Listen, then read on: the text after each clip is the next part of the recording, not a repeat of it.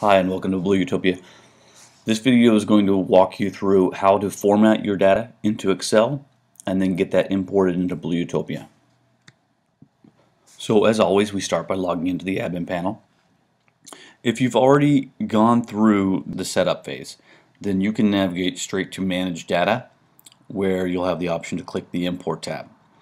If you are still in the Getting Started area, then your tab will be highlighted and you'll see the tabs up here around the videos and system setup.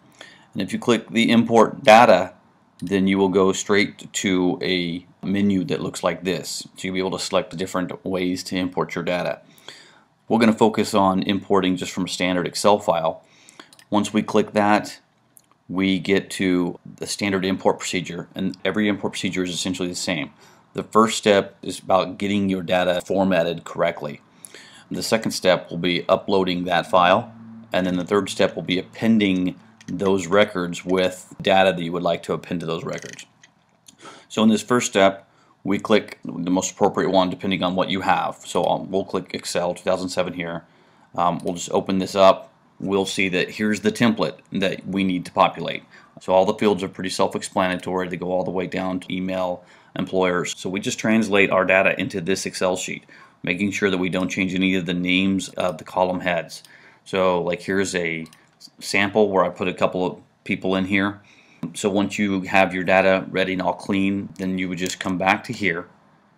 Then you would select your file, select it, open it, and now we make selections on how we want to flag this data. So the original source is imported 2013. We might add these guys to our email opt-in universe.